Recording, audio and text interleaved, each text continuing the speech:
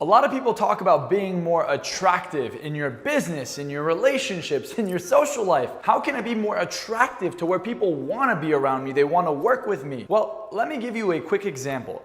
What happens in the wild to anything you chase? It runs away. Most people are so busy chasing after the validation. They're so busy chasing after the person they want to date. They're so busy chasing after the clients that they can't attract it to them.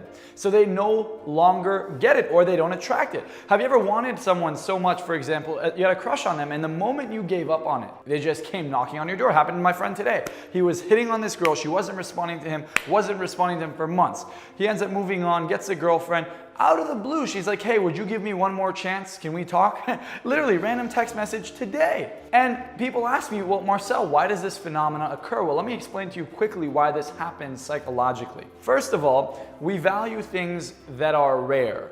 Right? The more rare something is, the more value it has because it's more novel, right? There's novelty there. You don't see it all the time. You're not used to it. So it creates this wow factor. Now, anything that's readily available is less valuable. For example, McDonald's. You can go to McDonald's whenever you want. There's a McDonald's on every block, right? There's trash anywhere. Trash is all over the place.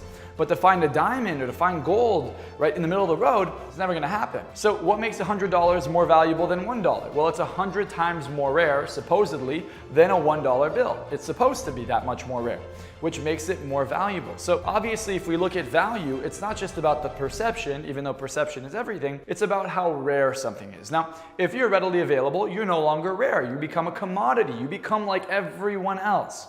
So you want to attract focus. You see, when you're influencing people, focus is your currency. You want their attention. And what we give focus to is things with novelty, things that we find valuable. We focus on the things we want every single day. You have a crush on someone, that's what's consuming your focus. You have problems and you want to find a solution, that's consuming your focus. What is consuming your focus? That's number one. The second thing is, are you a high value person? Well, how do I become more high value? How do I believe in myself more? How do I increase my level of confidence to where I can start to attract things into my life rather than push them away? And the last point I want to make today is, well, how do I know where I'm at? How do I even know if I'm valuable or not? I feel like I'm getting everything I want, but it's possible you're just in your comfort zone and your brain is rationalizing that you're completely okay. So I want to show you right now how to attract more out of your life. So step one, obviously, is have some clarity. What do I want? Is there a partner I'm looking for? Do I want an unlimited abundance of clients in my business? Do I want to have an amazing body? Do I want to have social life? Do I want to have a bunch of friends? What do I want that is going to improve my life? Most people don't have clarity on this, so it doesn't happen. So first of all, once you know what you want, your brain will start looking for it. And you could see, am I pushing these things away? For example, I find people in business. If you're desperate for clients, imagine you're walking down the street and there's no stores in the street, there's no one on the road, and there's just one store there, kind of beat down, looks a little whatever, raggedy, and there's someone standing outside like this, like, hey, you wanna come to my store? You're gonna run away. You're gonna run away, but then you go to the mall and you see Gucci or you see Burberry or you see something like that, and it's shiny. They don't even want you in the store. They're like, oh yeah, why should you come in? Why should we sell to you? They don't even pay attention to you when you walk in. You're like trying to prove yourself, like, hey, look, I can afford your stuff. And they make tens of thousands of dollars a day. Well, what's the difference? Value, perceived value, right? How are you carrying yourself? Are you carrying yourself like a designer store or some boutique on the side of the road that no one's interested in going into? Most people are desperate, and that actually pushes people away. The second you let go and you start to feel like you have an abundance, people unconsciously see that. It's the confidence that creates the value, right? You increase your level of confidence in every area. You're comfortable around this kind of wealth. You're comfortable attracting people. It triggers people in the mind to come to you, right? I'll give you an example. People are constantly testing to see what your status is, to see what your value is. Let's say you live in a fancy house, you have nice cars. Well, that requires a certain level of focus and effort. Now, someone goes into these things like, oh my God, look at my house, look at everything, right? And they're all excited about it. It's less attractive, it's less appealing. It seems like it's not normal to them. It seems like a big deal to them. It almost kind of might seem arrogant or like they're showing off. But you see someone who just does it, it's their day-to-day, they don't wash their supercars, they don't really care. It's just normal for them. Well, there's a different ambiance there. There's a different kind of radiation of energy, right? You're like, oh my goodness, this person lives this.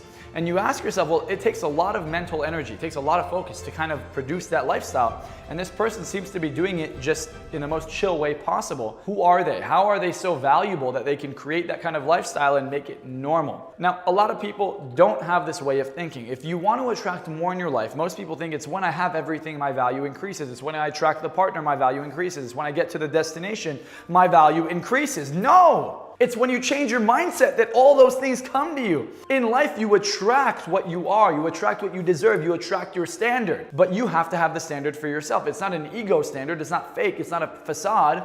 You got to really feel it. I remember the first time I bought myself an expensive car, $115,000 car. It was 3 years ago, and this was my dream car. I walked into it. I had a girlfriend. I was 17 years old. I walk into the dealership. It's December 15th, 2015.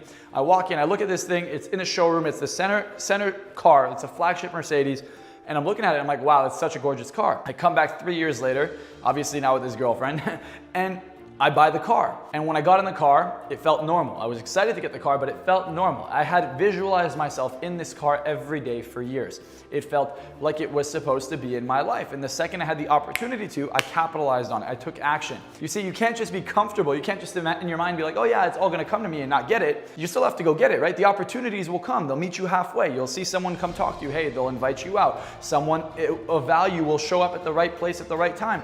But you have to meet them halfway and take action. Go make the introduction. Go connect with them. Go out. Go start the business. Do something that will actually commit you to your future goal. Most people say, well, they do this technique where they're attracting things in their life. Okay, you're attracting opportunity, maybe. Maybe you're in a position to make yourself more appealing, to have more opportunities come your way. But you still have to capitalize. You still have to take action. Most people just sit there. So once you have clarity, you need to now ask yourself, okay, how can I be more valuable, right? So that's now getting comfortable with the image in your head. You're thinking about it all the time. It's feeling normal and you're comfortable taking action. If you're uncomfortable going up to people, if you're uncomfortable taking action, you need to do that. If you can't, you must. If you feel uncomfortable, take the action. Get comfortable with the uncomfortable. You need to increase your level of confidence if you want to increase your level of value. More value equals more traction. I was hanging out with one of my friends the other day, major celebrity, hundreds of millions of followers. Everyone knows this person. I won't share their name for now. We're walking around and people are coming up to him, people are coming up to me, just an equal amount, right? Why? Well, I carry myself in the same fashion. And you could see the same way someone would go up to a celebrity and they would approach them and they'd be their fans and they're like, oh my God, oh my God, oh my God. It's rare, right? There aren't that many people who have that level of success or popularity, so it's more valuable. Right? People look at that, they admire that, they want to be like that. You need to become a high value individual in order to attract people into your life. And step 3, how do you know where you're at? How do I find a benchmark of where I'm at? And this is where you have to be honest. Most people are dishonest with themselves. They want to feel like they're the shit. They want to feel like they're special. They want to feel like they're more amazing than maybe that they actually are. And therefore, there's no room for growth. If you think you're a 10 out of 10, then where's the room to grow? So here's the psychology that will take you to the next level. And this is a hack that I think I will literally save you decades on if you really pay attention. And this is it. By the way, if you're liking this video, go ahead and like this video, subscribe right now. Go ahead and subscribe and like this video. And here's the hack. If you want to be more valuable, you have to believe that you have the potential to be the best. I have the potential to be the best if I get into this routine, if I start thinking these things, if I put myself in a position where I subscribe and focus on the things I want. Most people are not focused on what they want. They don't get comfortable with it. They don't get comfortable with the behaviors or the actions they want. Let's say you want to have a successful business. What skills are you missing? Do you have leadership skills? Do you have no negotiation? Are you good at selling? Are you good at persuasion? Are you good at communication? If you're not, get comfortable getting good at those skills. If you get good at those skills, all of a sudden you're bridging the gap between the version of you who is successful at their potential and the version of you now. You have to increase your value, not just in your mind, but in your skill by taking action, right? You want to have more potential in the gym. You're not just going to get it by visualizing the physique. You're going to get it by going to the gym. Everything requires the action. So take the actions that align with the outcome you want and you get the result. Most people sit there and they convince themselves that they look amazing and that they can't get the physique. They don't even believe it's possible. And therefore they push away all the opportunity, all the dreams, everything that you could have in your life, you push it away. but the opportunity is right there, and confidence allows you to take advantage of the opportunities that are literally already right there in your life. But your brain tricks you into not allowing you to see it. So get clarity on what you want, increase your comfort level, and be honest on where you're at so you can do what's necessary to get to the next level. If I'm severely overweight and I know I want to get in amazing shape and I want to be ripped, well, I know I'm not going to get there if I tell myself I look great and if I tell myself I feel healthy. You have to start by being honest. But don't be over the top. Don't say, oh my God, I look horrible, I'm severely obese, when maybe you're a couple pounds overweight. Be honest. Be honest in both directions, not just for the positive, not just for the negative. Be honest. The more real you are, the more likely you are to get the results you're looking for. So if you like this video, go ahead and comment below. Let me know what you want to see from me. Let me know what other videos you're interested in hearing about, and I'll catch you guys on the next one.